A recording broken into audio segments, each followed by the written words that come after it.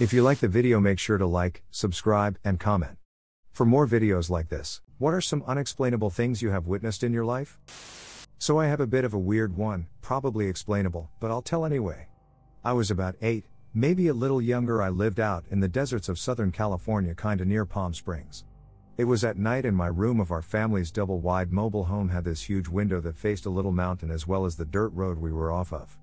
I don't remember the time, but sometime in the night I awoke to this soft little tapping sound against the window. My bed was parallel to the window, opposite side of the room, so when I open my eyes and look over, I see this coyote-like thing staring back at me against the glass. It was standing up and looking in with its face pressed up against the pane, its claws tapping at the glass to actively get my attention. I swore too that it was trying to mouth words to me. We stare at each other for a few moments, it seemingly to mutter something and tapping on the glass, when I then quickly rolled out of bed, run out my door and go to the rifle rack in the living room about 15 feet away and get my dad's Winchester. I'd been shooting rifles since I was about 5, so I knew how to operate it quite well. When I came back to my room, the thing quickly bolts. I closed the blinds and kept the rifle with me the rest of the night. What was strange about it, and least in my kid mind at the time, was that it was larger than a coyote, no wolves in the area, just yotes, and had the strangest eyes. Had a weird unnatural off-yellow hue to them and weren't very candid like at all. The way it acted and how I could almost swear, thinking back on the event, it seemed to want me to let it inside. I learned later of skinwalkers, and there were a lot of reservations around the area, so thinking back on it 15 years later, maybe. Or it was just a freakishly weird coyote. A coworker told me this story, and I tend to believe him. He's a no-nonsense kind of person and not prone to BS. Bob, I'll call him, was a clerk for Amtrak in the mid-1980s and was driving home from Carbondale, Illinois to Pinkville, Illinois at about 3 a.m., taking Route 13-127 north in middle of the night. In the country it's pretty freaking dark as there are no street lights and whatnot. Anyway, Bob was driving along and saw a deer running across the road, but it's what was chasing the deer is what scared the crap out of him. He never used the word Bigfoot. It was tall, covered in hair, and was running full speed across the road after the deer. All he saw was just what was in the headlights. He tells me that if it would have stopped, he would have run the Mutter over and kept driving. He got home and was so disturbed that he could not sleep and checked all the doors and windows twice. I attended SIU Carbondale in the mid-90s and made that same drive going home over the years, not even thinking twice about how remote that drive could be if my car, a hand-me-down 85 Plymouth Reliant, broke down. My sister got married in Murfreesboro, Illinois last month and ironically took the same route. I made damn sure that we did all of our traveling during daylight hours. A few years before I was born, my brother Tom had some really scary stuff happen to him. This occurred in the late 1970s in the winter months. My father told me about this, and recently my brother confirmed it. One night my mother and her friend were playing with a Ouija board when my father was out working. They were having a few drinks and just relaxing. They got spooked and put it away. No big deal. About 2 nights later, a ghost of a boy visited my brother demanding to be friends, scared the shit out my brother. The kid wouldn't let up. Sometimes he wouldn't appear to my brother visually but only audibly. Well, Tom tried ignoring him, and my parents, though it was just your usual imaginary friend stuff.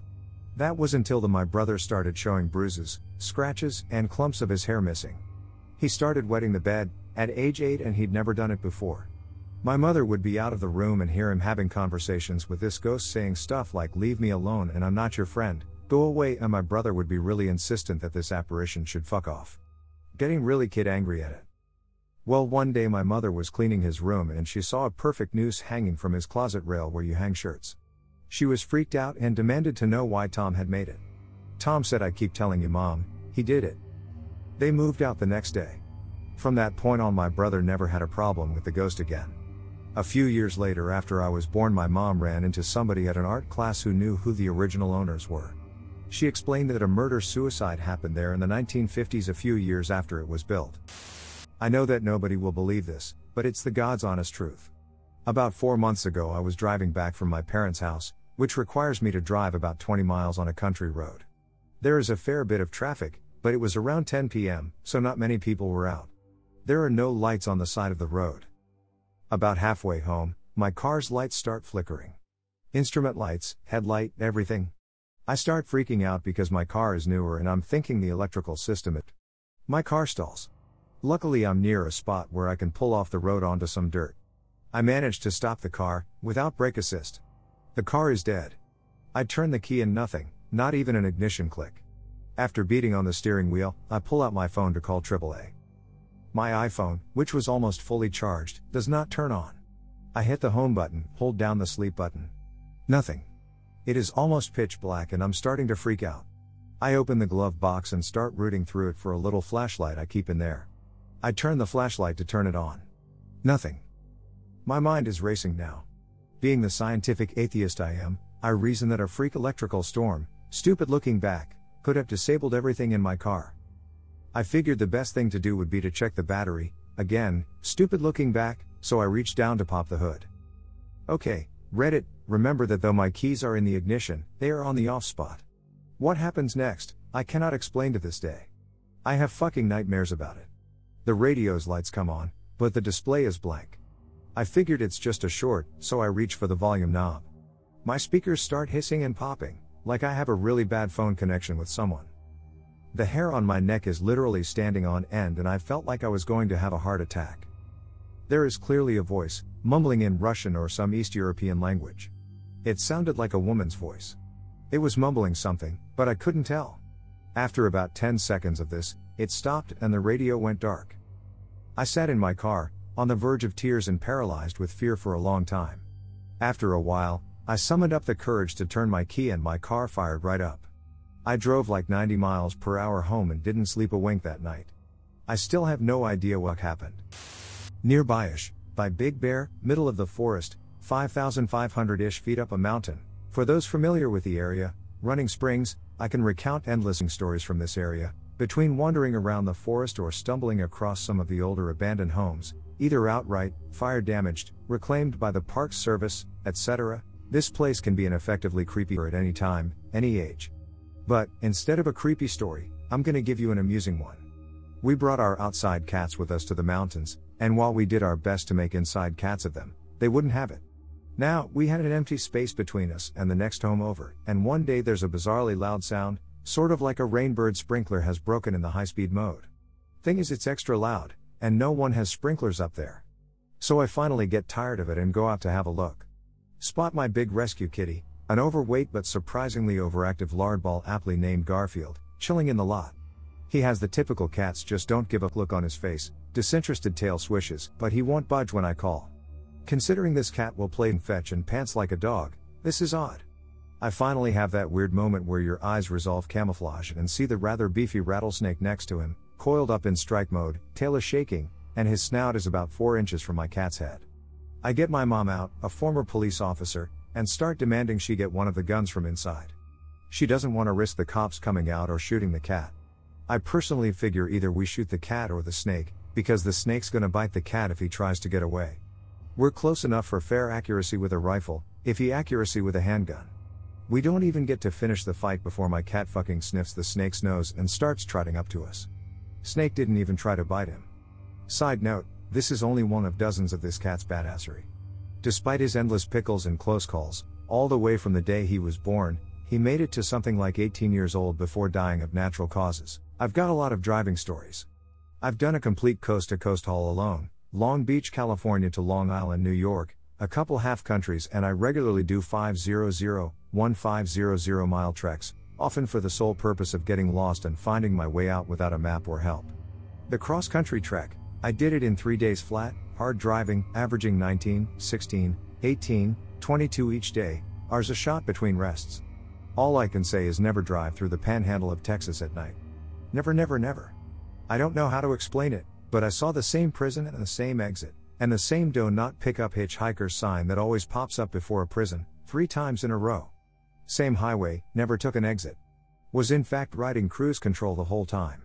It didn't help the back window was doing that funky wisp/fog thing, don't know if any other drivers have experience with the effect, from sundown to sunup. I was waiting for Rod Sterling to pop up in my back seat and start narrating this shit. Now, I can chalk silly shit like voices in the home, the UFO, and the weirdo exit thing up to mind games and real things that I just didn't understand at that particular moment. But the shadow people. One summer I stay over at my best friend's house almost every night, because we would have waits for football early in the morning. We lived in a small rural town in Indiana. His house was around 70 years old and there were a lot of things that were weird about it. On all of the upstairs bedrooms, the locks were on the outside of the doors and they were all very heavy locks. In one of the rooms there was a closet with a sort of closet inside of it with a heavy wooden door leading to the second enclosure inside of it. Also, both the door to the closet and the heavy wooden door had locks on them from the outside. The basement of the house was unfinished, and when you came down the stairs the first thing you noticed was that there was a hole knocked through one of the walls in the basement, and on the other side of the wall there was another room, that at one time or another had been sealed off. The basement was always dark and had the creepiest vibe I've ever felt in my life. So I never had the guts to go look inside the other room because of my fear that my friend would slam the door and trap me in the lightless basement. Anyway, one night we were sitting upstairs playing Animal Crossing of the GameCube, and he decided to go downstairs to get on the computer while I stayed upstairs in the room with the double closet. Maybe 20 seconds after he left, I started hearing a rattle and then a banging coming from the closet. I stood there for a minute, gathering my courage, looking at the door before darting at it to click the lock on the door, but as I moved towards it the door creaked open, sending me down the stairs after my friend.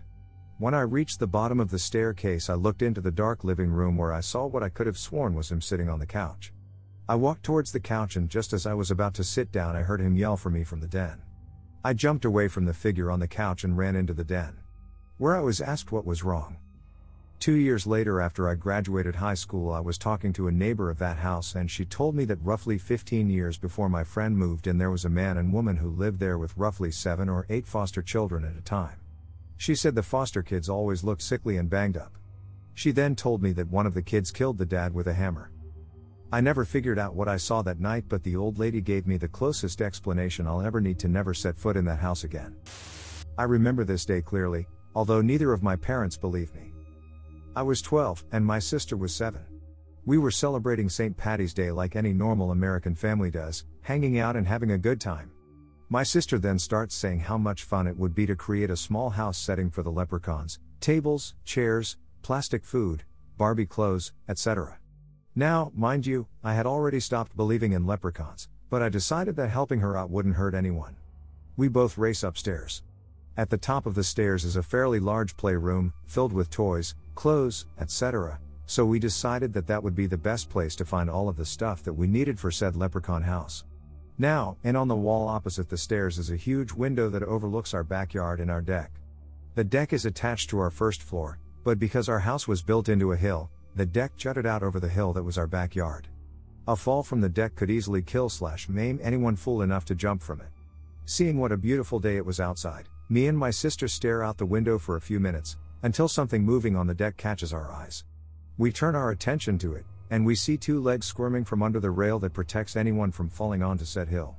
We both screamed, ran downstairs to check to see if there was anyone laying on the hill dead, and saw no one. It couldn't possibly have been our parents, they were both asleep on the second floor. We would have seen and heard them get up and go outside, and at the time we didn't have any other siblings. I'm still highly baffled by this to this day. Growing up, my dad was the captain for the Merchant Marines. He was hired by a private firm to captain a large shipping vessel. This was where I spent the first 5 years of my life, going from ship to ship, depending on where my father was assigned. Once, very vividly I remember an overcast day. My father, being the ship's captain, has his own private deck overlooking the ocean, where I was. It was dusk and the sun was a magnificent fiery orange as it was setting. I was watching when all of a sudden 3 orbs, in the formation of an isosceles triangle and about 20 yards underwater, zip under the ship toward the horizon. They were traveling very, very quickly as they moved through the ocean. The color of the orbs was almost white, but could best be described as a very, very bright blue. As they passed underneath the ship, the entire vessel shuddered, but very slightly. I looked up to my dad for reassurance or an explanation, but he just stared at the direction in which the orbs traveled, and said something in Italian to the chief engineer. I don't understand Italian, so I can't recount what was said, but I understood the ominous tone. It is one of the most vivid memories I have. I never really spoke of it to my dad since we aren't close, but the one time I did he grew instantly distant of our conversation and tried in a petty attempt to change the subject. I got the idea and I acquiesced. When I asked my mom, she told me that there are man things my dad experienced during his time in the oceans, and most of them he doesn't care to recount. This is the first time I have related this story outside of my family. I never have because I knew no one would believe me and possibly think less of me. This could also be the reason my dad never did the same either. There is nothing paranormal about this, but it was certainly unexplainable. I live on the Gulf Coast. When I was about 8 years old, my mother and I were driving through some fairly back country roads, on our way to pick up my older sister from someone's house. As we rounded a curve in the road, there stood the largest bird I have ever seen in my life. It was probably about as tall as I was at the time. We had to stop the car to avoid hitting the bird. As we neared the bird and came to a stop, the thing looked over the hood of the car, through the windshield, and just looked at us. It just stared at us as we stared back at it. Then, it spread its wings and flew away. We were both so amazed at the time that neither one of us spoke the whole time we stared at it. I'm 32 now and I can still remember that damn bird perfectly. I'm grateful my mom was with me, or I'd think that my memory was just the product of an overactive childhood imagination. We've researched it and looked up every bird known to man, and never found a bird even close to resembling the enormity of that thing. To this day, we just laugh and refer to it as the Thunderbird. First, a little history lesson. There is a place not far from my own town that is the last dying remnant of a mining town nestled in one of the most desolate, polluted, unsettling places in the world. This place is called Peacher. Don't believe me? Google it. The place is dominated by chat piles, mountains of gray gravel and dirt that stretch up hundreds of feet, collapsed mines and sinkholes, abandoned and destroyed roads and buildings. The place is an absolute post-apocalyptic wasteland, other than the few people who still refuse to give up their claim of land on the borderlands of hell. And there are even less of those now, since a tornado swept through and demolished half the town a few years ago. Once again, Google. But strangest of all, there is a cult out there that hides in the chat piles and forgotten mines. In and around Peacher, things have a funny habit of going missing: pets, livestock, and even drifters. And they don't usually show back up. Where do they wind up, you might ask? At the bottoms of water-filled mines, stretching down hundreds of feet into the earth, disposed of by these people, is the most common answer. Most of the locals just call them a satanic cult, but then, I know that there are a lot more things out there to worship and give tribute to than just Old Scratch, who knows? It isn't even a scoff that as some urban legend. The locals know that they're out there just as surely as they know anything, and they don't keep guns loaded by the bed for ghost stories. It isn't ever a wise idea to go exploring the chat piles and abandoned stretches of waste at night, because the people I have met over the years that had encounters all claim that these people mean business, not hesitating to chase after or taking shots at whoever might have had the nerve to interrupt their rites. Sometimes, though, if you investigate during the day, you will come across the remains of whatever it was they did the night before. Fire pits, stone circles, dead animals, and occasionally a bit of jewelry or some other little oddity. I saw 3 of them once when they attempted a road trap on myself and some friends on a dirt road, but it has been much more often that I have come across those cold traces at one time or another out there exploring. A burned log here, a hollowed out dog there, and once even a ring, which upon consideration, I left right where I had found it. One thing always stood out though, stranger than the rest, that I saw. I had seen a vertical shape in the distance, though obviously not a tree, and decided to investigate it. And the closer I got, the more and more unnerved I became at the steady realization of what it was. A wooden cross, planted in the ground, every bit of 7 feet high. And there was something on it. From the distance I thought it was actually a person on there, and that had my adrenaline racing, ready to turn and race back to my car if that was the truth of it, or if I so much as heard a twig snap. But the closer I got, I realized that it was something else, some sort of animal. It was a goat. But let me explain. Its front legs had been cut and broken so that they could form a T, like a human, and its ankles had been nailed into the wood. As had the ankles of the back legs, crossed over each other. A true crucifixion. The topper, though, was the head. A crown of rose bush thorns had been wrapped around the thing's head, its horns jutting up through the center, which in a way made me think of the cartoon devil using its horns to hold up the halo. Its eyes had been gouged out. And there was a silver dollar shoved in its mouth, keeping it propped open in a silent scream. I turned and left, walking at a brisk pace to say the least, keeping my eyes peeled for any sign of people hiding in the trees or chat piles, my hand close to the pistol under my coat. I did hear some rocks go sliding at one point, but saw no one, and made it to my car unharassed and proceeded to haul ass out of that place. There are reasons you don't go out in Peacher at night, or if you're smart, not at all. This one happened to me and a friend named Jeff.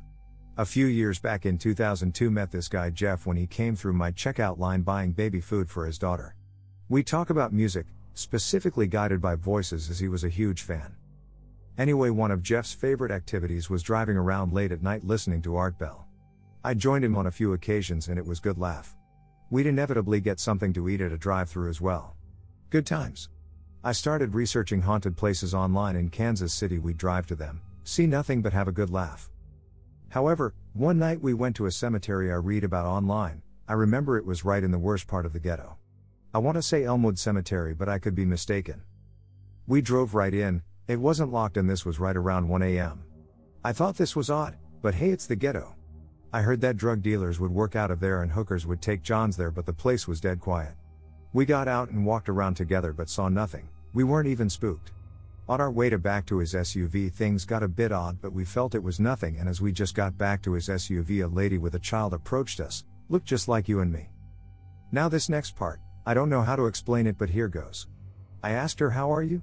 And she said, "I'm fine," and she asked us, "What are you doing here?" And I said, "Looking for ghosts." And smiled. Next she just walked off towards the gates and said nothing.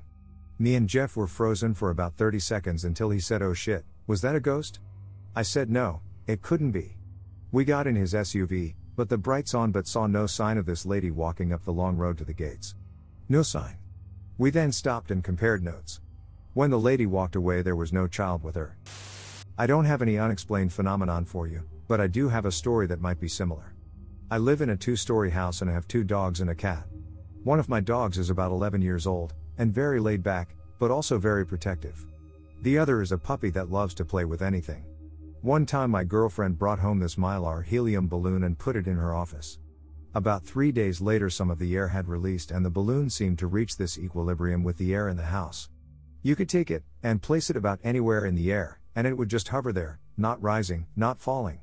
Anyways, we have a 2-story house, and during the summer the air conditioning comes on. When this happens, there must be some airflow that travels down the hall, and down the staircase, because this balloon just floated out of the office and down the stairs. When the dogs saw the balloon descending, they went absolutely apeshit. Growling and barking, but visibly scared shitless also. Neither one of them would go near it, and I have never seen any one of these dogs back down from a fight. Me and my girlfriend thought it was hilarious, so we'd occasionally take the balloon back to the office, and wait for it to come downstairs. Each time the dogs would lose their minds. The cat was scarred too. We had to eventually stop all of this because the cat was scarred to go upstairs, where the litter box was, and would shit all over the downstairs. In summation, sometimes dogs see things that are moving, like people, and it freaks them out. This will probably get buried, but hey, whatevs. 3 things. 1, around 11-12 years old, I awoke in bed to look at a mirror that reflected the doorway to my bedroom. We always slept with our doors open. Standing in the doorway, according to the reflection in the mirror, was a woman who looking vaguely like my mother with crazier hair all over the place and a very hollow, pale face. When I looked to the doorway, there was nothing there and I bolted to my parents' room. Both fast asleep, woke up my mom and she had no idea what I was talking about. 2, when I was in high school, I was often the first person awake to get to school. I awoke to find every cabinet door open in the kitchen, along with the microwave door and oven. 3, in high school again, I awoke to find my mother's purse contents emptied on the couch with all contents and neatly arranged across the couch, nothing missing. In both 2 and 3, I was the first one awake in the house. When I was 6 years old, the neighborhood kids, my sister and myself would go to this house in the back of the trailer park we lived in at the time. It was an old dilapidated 2-story house with an attic as big as one of the other floors. The inside of the house was basically gutted. The second floor was completely missing, having rotted through, but the attic was perfectly fine. No rot or weak areas. The staircase was demolished and we had all built a makeshift staircase out of furniture that we had to climb to get to the attic. One day, I was the last one to climb up and the bottom piece was an old refrigerator with a missing door and wire racks, and we would use the racks to climb to the top. Everyone else had already gotten to the attic and I was halfway up the fridge when I felt a freezing hand grab my shoulder and push me hard into the fridge, banging against one of the racks. I even had a bruise on my shoulder from where I had felt myself get pushed that was in the shape of a hand. None of the other kids were strong enough to push me so hard. All of us were under the age of 10, and leave a massive welt like the one I had. Nothing had fallen or gotten knocked over, so it wasn't another object, and nobody had thrown anything at me because the angle my back was facing was against a wall. My shirt sleeve got stuck on one of the wires sticking out, and my sister had to climb back down and rip my shirt to free me because the wire wouldn't pull out. After she had ripped my shirt, I tried to move my arm to keep climbing and I still felt stuck. Turns out the force of whatever grabbed and shoved my arm into one of the wire racks, and my mom and dad had to come and free me this time. When they pulled the metal out of my arm, a piece of meat the size of a small rubber ball came with it. I still have the scar and indentation in my arm from it. This is only one of the stories I have that are like this, and some are even worse. It's gotten to the point that I feel like something may be following me. When I was about 16-ish, me and my friends used to hang around a local park. All that was there was this old climbing frame which we used to sit on and chat. This park was surrounded by a waist-high wooden fence, with an entrance about 4 foot wide where a path ran though. One night we were all sat on the climbing frame chatting. One of my friends went to walk to the shop and stopped in the entrance to the park to ask if anyone wanted anything. While he stood there, I noticed what could only be described as a ball of light, about the size of a football/soccer ball, move slowly from one side of the fence, behind my friend's legs, and behind the other side of the fence. I don't know why, but what I saw didn't really register, and I kinda just ignored it, thinking that my eyes were probably playing tricks. A few minutes passed, and I was still thinking about it. Eventually I said to my group of friends, "Did anybody see that?" And before I could finish my sentence, one of my friends said, "The ball of light." Yes. He had been doing the exact same thing as me, mulling over what he thought he had just seen. The funny thing was that he explained it exactly the same as I would have, which sort of proved we saw the same thing. We then spent the next 15 minutes or so searching the area behind the fence, looking for some sort of balloon or ball that could have reflected a car's headlights at us or something, but nothing showed up. Still no idea what it was. I have had many instances that I cannot explain. Here are two that tend to freak my friends out. 1, I was 6 years old and woke up crying. Went to my mom and told her great-grandpa was dead. She told me I was just having a nightmare and to go back to bed. The next morning she got a call and my grandpa had died as I was telling her he was dead. 2, in my early 30s I was living in a bad marriage and our home was very negative. I would consistently wake in the wee hours of the morning because I was dreaming a teenager was standing over me staring. He was about 18 with black hair and a green t-shirt. My son was about 9 at the time, stopped sleeping. I told him he could come sleep in my room, but he always said no. After months of him staying awake and refusing to sleep in my room, I asked him why exactly he would not go in my room. He replied with, "Because the bad boy in your closet scares me." The hair stood up on my arms as I asked, "What does he look like?" He replied, "A big boy with dark hair and mean eyes. He is always wearing a green shirt." I had not told anyone about the boy in my room because I thought it was just stress messing with my head. I cannot explain how we both saw the same kid. Even as I type this, it makes me jumpy. I didn't believe in ghosts until I was 9. I thought it was just stuff adults made up to scare us. I grew up in South Florida, and although most of the buildings and houses there are pretty new, there are a few older places like St. Augustine, which is actually one of the earliest US cities. My uncle had a place there that supposedly was built in the late 17th century. It almost became a historical landmark before my uncle bought it. My brother and I stayed there one summer, and it was probably one of the creepiest times of my life. Every night, my brother and I would hear moaning coming from outside the door. He and I stayed in the same room, and sometimes we'd wake up in the morning and there would be handprints on the door inside the room, even though we would lock it. One night about 3 weeks into the summer, things changed for the worst. My brother passed out early from fishing all day, but I somehow worked up the nerve to see if I could actually see the ghost. When I heard the moaning, I tried to sneak the door open so I could catch the ghost, but when I opened it up, nothing was there. I decided it might be better if I pretended to be asleep, so I got into bed and hid under the covers. Sure enough, about 15 minutes later I saw the sliding glass door ease open and a figure came in. I couldn't tell if it was floating or not, but it kinda made its way over to the bed. I started freaking out, but I knew I had to keep pretending I was asleep to make sure I didn't scare the ghost away before I could get a closer look. As I laid there, the ghost bent over and slowly pulled the sheets down. I cracked my eyes open and couldn't believe what I was seeing. The ghost looked just like my uncle. It must have been an ancient dead relative of his. As I kept my charade up, the ghost reached into my shorts and started touching my thighs, working its dead hands up my legs until finally his cold, clammy hands wrapped around my tiny unit and tugged on it until I got an erection. I was so terrified of the ghost that I just sat there and took it without making a move. This probably happened about 60 to 70 times during the summer. Each time I was too terrified to move, although a couple nights I accidentally moaned out of fear. To this day, I'm scared to death of ghosts, and I wish I could get the guts to tell my uncle to get the hell out of his house before something terrible happens to him. I was 14 years old, and went with my father, grandfather and 2 uncles to a fishing trip in Lake Tota. I live in Colombia. It was 4 a.m. and heading to our traditional spot across the lake, when we heard splashing sounds near us. It was in the middle of the lake, so we turned off the engine trying to hear it. We placed it somewhere near us, towards the middle of the lake, maybe 10 or 15 meters away. So, out comes the light, big ass military grade lamp my uncle bought from the local army detachment, as it might have been a floating buoy used to announce the presence of fishing nets in the area. When my uncle locates it, we see a swirl, maybe 5 meters wide, spinning fast near our boat.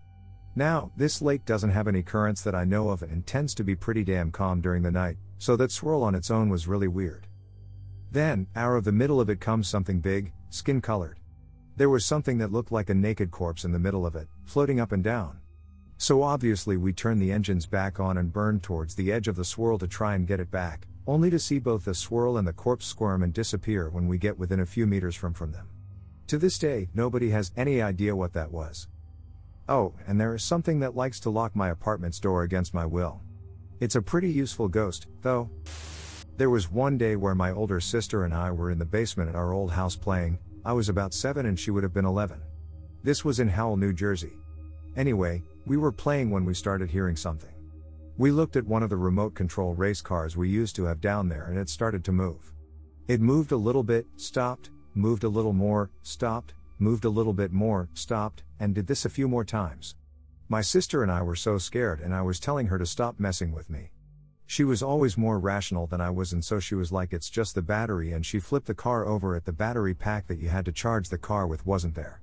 It had no source of power yet it was moving by itself. We ran upstairs screaming and I remember we went to my mom to tell her but she was on the phone and was telling us to be quiet. Still to this day my sister and I would swear what we saw and my mom even remembers the day. She still remembers how annoyingly persistent we were with screaming for her to go downstairs. Anyway, rumors had it that that area was built on an ancient Indian burial ground. Which would be believable. The name of the town was Howell, which is an Indian word. Our school's mascot were the Indians. So, connection? Oh god. So I was at Seaside Park with a few friends, which turned into just me and my buddy around 3 a.m. He's a little tired and decides to sleep in my car. I decide to go to the beach since it's a fantastic night out. I arrive on the beach to find these two girls there. Just hanging out. I decide for whatever reason to spark up conversation. We talked about the most random bullshit. Turns out, they are watching fucking UFOs that night. I see some of the craziest bullshit I have ever seen in my entire life happen in the sky that night. But this isn't where the story ends. They were constantly smoking cigarettes and smoked a few joints throughout the couple of hours. By this time the sun started to come up. I told them that I was going to check on a buddy of mine, that I would be right back. I went to the car, he was up, said hey, I met a few people on the beach, wanna come back and watch the sun come up, or whatever? And he said, sure. We get back to the beach. The two girls aren't there. My blanket was where I left it, but not even a goddamn sign of the women. No cigarettes, nothing. The sand even looked undisturbed. I started to lose it a little, eventually confessing, I just talked to them for like the last 2 hours, dude. To which he said, with a look of complete sincerity, I came here like twice to check up on you. You were lying there alone both times, I thought you were sleeping. This could not have been a dream. The only explanation is that I'm insane, or he's f***ing with me. I was about 21 and helping out with my church's youth group. One night the high school group was going bowling, I drove over and picked up one of the kids, then we drove to pick up 2 others. One of these kids decided she wanted to drive, so we all walked out and piled in her car, me in the back right. The instant my butt hit the seat, I was struck with an overwhelming feeling of dread, of panic, a feeling like anything I've ever felt before or since, like I needed to get out of that car right then or I'd explode. We were sitting in the driveway for a minute as she was forcing the kid in front of me to put on his seatbelt, but I wasn't paying attention. I was feverishly trying to come up with an excuse that would get everyone out of that car and into mine without looking like a crazy person. I came up with nothing. I finally decided I had no choice but to suppress this nearly overwhelming, irrational panic. We were backing out of the driveway anyway.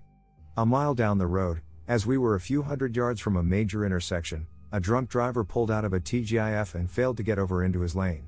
I saw this start to happen and yelled to our driver, but it was too late and she hit us head on. The only accident of any sort I've ever been in. Luckily, the drunk driver hadn't had much time to start accelerating. We had started to slow down a little, and everyone in our car had our seatbelts, so we had no injuries. The drunk driver banged her head on the steering wheel pretty bad, but was lucid enough to beg us not to call the cops. Yeah right, as she had priors. One way to rationalize this away is to assume I get panicky like this all the time but only noticed at this time because of the accident. I know that's not true. I've ridden with all kinds of crazy drivers, in all sorts of countries, and have never felt like this before or in the 25 years since.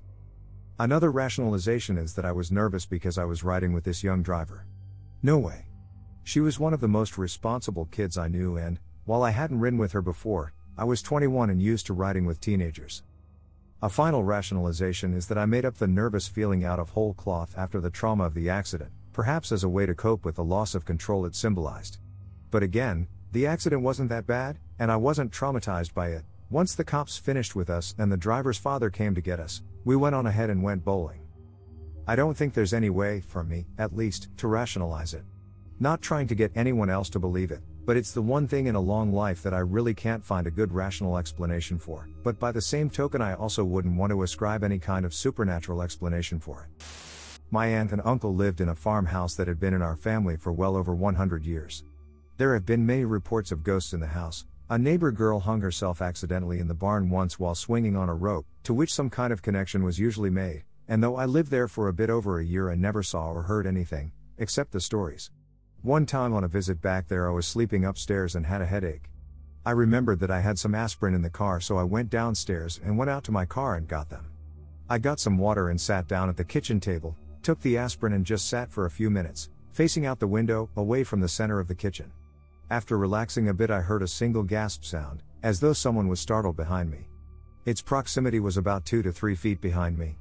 The door to the bathroom is there, so I figured it was my aunt coming out of the bathroom, and then I startled her, as she didn't know anyone was up. I turned around immediately to say hi and apologize for startling her, but there was no one there. Not saying it was a ghost. Some kind of auditory hallucination or something, I don't know. Hey, it was just aspirin. But it was clear as a bell, and I fully expected to find someone standing behind me when I turned around. My cousins all loved this story because it fit in well with what they have experienced and had been telling me about all along. Anyway, this happened in middle school. Every weekend I slept over my best friend's house, who lived a block or two down from my house in the neighborhood. He had an older brother who used to play tricks on us and scare the crap out of us and all that, so when this happened we thought it was him. Anyway, it was like 1 in the morning and me and my friend Dave were the only ones up. I think we were playing PlayStation, yes, the original PlayStation, and we hear a huge crash in the kitchen. We both jumped. And my friend Dave was like, "WTF is that?" So we went in there to check. We went in the kitchen, which we were previously in, to make popcorn and get soda about 5 to 10 minutes before that, and there was 3 plates and 3 cups standing up, not knocked over, on the ground by the sink. We both looked for a few seconds kind of freaked. Then he was like, "Dan, you aren't scaring us, you dumb fuck. Leave us alone." Then he picked it up, put it back in the cabinet, and we went back to playing the game. A little while later someone is knocking at the door, so we answer, and it was his older brother. We totally forgot that he left for the high school football game like 5 to 6 hours beforehand. And the deadbolt on the front door was locked, so that made it weirder. He went downstairs to the basement, and my friend Dave didn't acknowledge what happened a while before his brother came home, like he forgot about it. So I reminded him and he just stopped. And I'm like, "Yeah dude, he wasn't here, he was at the football game. And the deadbolt was locked." But even if it wasn't, do you think her brother would come all the way back from the game, sneak in the house just to put a few plates and cups neatly on the ground, then leave? And then Hess like, "Well, who was the last person in the kitchen?" And not thinking he would have blamed me. And like I was, after we made the popcorn and got the soda, he walked into the living room, and I stood there for a couple seconds looking at a bag of chips I had brought over, trying to decide if I wanted to bring them with me or not. I was like, "Nah, I'll work at those later," and walked into the room. He was like, "Ah dude, F it. It was you," and I actually remember getting kinda aggravated telling him it wasn't me. I'm like, "Dude, why would I do that? Plus you would've heard me, right? Like, I was 5 seconds behind you." And he just brushed it off, but I was freaked out by it. Kinda touched a nerve, eh? Here's my scenario. It was New Year's Eve and a bunch of us were gathered at a friend's house for a party in Lake Worth, Florida. We were waiting for it to get dark so we could shoot off some bottle rockets, and right around dusk everybody went out into the front yard to get ready. About that time, someone looked over at the southern horizon and pointed. We all looked up, and there was a circular orange blob with a reddish center coming toward us. It was completely silent, spherical from the looks of it, and had no trail of any kind. It passed over as we watched slack-jawed, and as we all excitedly wondered what it could possibly be, another came along, following the first one's path exactly. There was no way of telling how high up it was or how low, Only that it didn't make a sound and went from horizon to horizon in just a couple of minutes in a perfectly straight line. To me, that would indicate something in orbit, but it would have had to be a very large object. Really, I have no idea. So, as Stephen Colbert is wont to say, that's the craziest fucking thing I've ever seen. During HS while playing a game of Capture the Flag at night, I saw a blue disc in the sky. Basically just sitting there. It looked about 1,000 or so feet up, but it could have been further depending on night distance illusions, I guess. It remained there for a few minutes, and then when I looked up next it was gone. Anyways. I wondered a little bit about it, but went on with the game. Later on that night after the game was over, a few other people saw it as well. One was a pothead and she was crying and freaking out. Weird experience. It wasn't a blimp, moon, or aircraft of any type I'd seen before, and I've seen every kind we have and most of the Russian types. Including an ICBM. I tried to find out what it could have been. The closest thing I saw was a reference to ball lightning, but there were no clouds out. Anyway, weird experience, UFO? Possibly, but not likely. I do not do drugs BTW, and this was in 1997. Also once I was in Black Rock Desert at night. 1996, and the whole sky flashed red for an instant and then went back to normal. My friends and I were pretty confused about it. They'd been launching model rockets, but they were behind us and none had gone off at night. I've been followed by cougars/mountain lions 3 times as well. Weird experience being followed by one. If it ever happens to you, remain calm and do not act like a prey animal. Don't run, walk slowly if you need to, and make as much noise as possible.